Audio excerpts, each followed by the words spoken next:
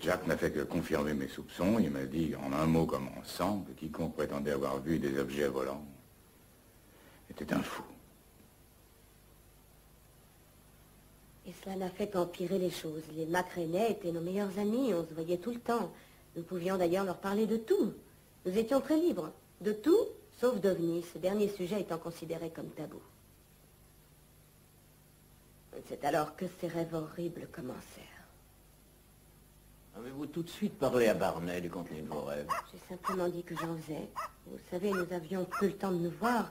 Barney travaillait la nuit à Boston. Ça lui faisait 100 kilomètres aller-retour. Excepté pendant les week-ends, nous ne faisions guère que nous croiser dans les corridors.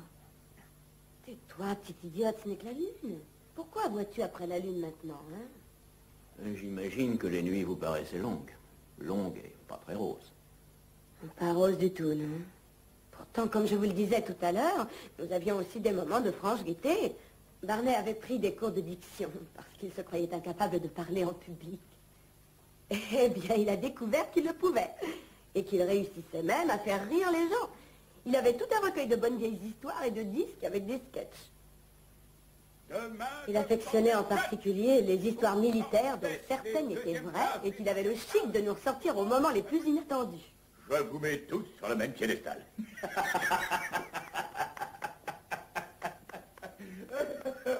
Barney, prends ton café, tu vas être content.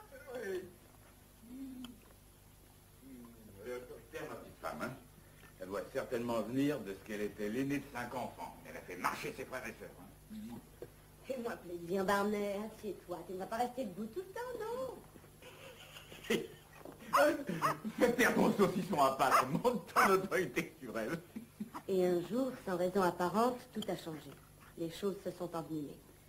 Comme ce soir où Jack et Lisa devaient avoir eux aussi des problèmes, Lisa savait que nous avions cru voir quelque chose. Toujours est-il que la conversation est venue sur Barry Goldwater, vous vous rappelez ce politicien raciste. Et je me souviens m'être entendu dire... Tu comprends, l'ennui avec vous autres blancs, non, l'ennui avec vous autres blancs. Barney, je te défends de me traiter de vous autres blancs. Ne t'adresse plus jamais à moi en me disant vous autres blancs.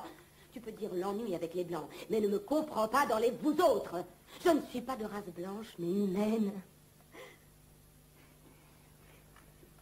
Je ne l'ai jamais redit.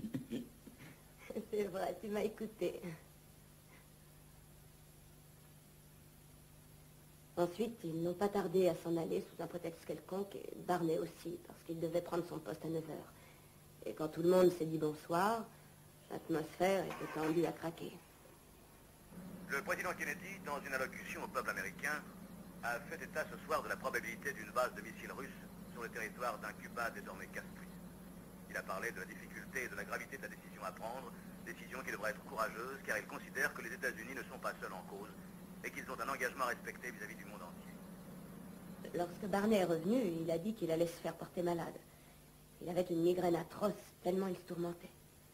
Je lui ai proposé une compresse froide pour soulager ses maux de tête. Ça va mieux? Pas beaucoup. Barney, j'aimerais te demander quelque chose. Mais c'est difficile avec cette chose qui te couvre les yeux. C'est toi qui as eu l'idée. Je me doute bien que le moment est mal choisi pour ça, mais cette question me tient à cœur. Alors je voudrais bien... Écoute, Betty, j'ai justement écouté les informations. Barney, j'ai dit que je voulais te demander quelque chose. Ce qu'ils ont dit est important, beaucoup plus que n'importe quoi. S'il fallait qu'ils se mettent à nous envoyer des missiles. Qui ça? Personne n'osera jamais envoyer de missiles. S'il fallait qu'ils le fassent, je me trouve au travail. Je ne puisse pas revenir jusqu'ici. Alors, écoute-moi bien. Ce que je te demanderais dans ce cas, c'est de faire ton possible pour aller chez ta mère. Je m'arrangerai pour y aller aussi. Est-ce que c'est clair? Oui. Oui, oui, bien sûr. D'accord. Barney, ce que j'essaie vainement de te demander, c'est comment il se fait que nous nous parlons tout naturellement d'OVNI lorsque nous discutons sans chercher le moins du monde à nous le cacher, mais qu'avec Janet et avec Jack, on ne parle que d'avions, un point c'est tout. Peu importe si tu me prends pour un fou. Mais je ne peux pas me permettre avec les amis d'être considéré comme tel. Je me suis mis à haïr cette compresse. De plus en plus longtemps, il restait là avec un linge qui lui cachait le visage. Je n'avais plus la force de travailler. J'étais malade, littéralement. J'avais des ulcères, des maux de tête, j'arrêtais pas de me torturer. Je me suis toujours fait du souci, mais cette fois c'était hors de proportion. Je me tracassais pour des choses contre lesquelles j'avais aucune défense. J'ai vraiment cru que nous serions attaqués. Par qui? Je sais pas. Les Russes peut-être, alors les autres. Est-ce que vos cauchemars continuaient toujours, Betty? Ah oui, oui, nuit après nuit. J'avais commencé à les mettre sur papier, d'ailleurs. Je me levais au beau milieu de la nuit et j'écrivais jusqu'à épuisement. Ça m'était déjà arrivé. Je faisais ça lorsque quelque chose me bouleversait. Je le mettais par écrit et ça me soulageait. Vous avez gardé la transcription de ces cauchemars? Oh oui, oui, j'ai dû fourrer ces feuillets quelque part. Je crois pas les avoir jetés, mais c'est drôle. Ça m'était sorti de l'esprit de les avoir seulement écrits. Il m'en faudrait une copie, si vous êtes d'accord. Certainement, je vais les chercher, je vous les apporterai. Et c'est à cette époque également, Barnet, que vous êtes allé consulter un docteur. Il vous a conseillé de prendre du repos, de demander un congé de maladie. Oui, ça se passait à cette époque. J'ai essayé d'être un autre homme, un homme sans angoisse. Pour ça, je jardinais. Je lisais, je bricolais un peu. J'avais les visites de mes enfants. Je les voyais comme ça, plus souvent. Ils font très bon ménage avec Betty, vous savez.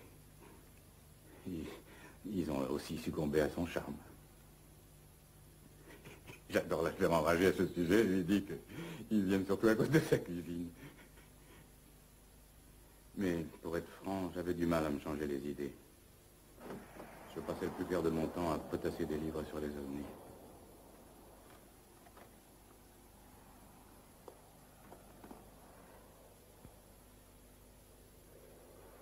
Salut.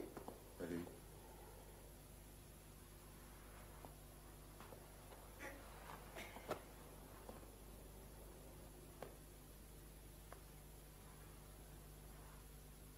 Qu'est-ce qui va pas? T'es fâché? Je suis pas du tout fâchée, pourquoi?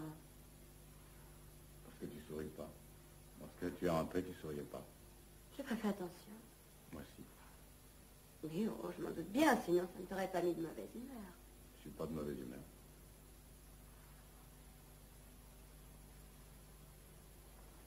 C'est pas vrai ce que je t'ai dit. Je suis de mauvaise humeur. À propos de quoi? Oh. Si seulement je savais. Si je le savais, je serais pas là, bâchi sur ce canapé toute la journée à bouquiner ces livres imbéciles. Jusqu'à ce que les yeux m'en tombent.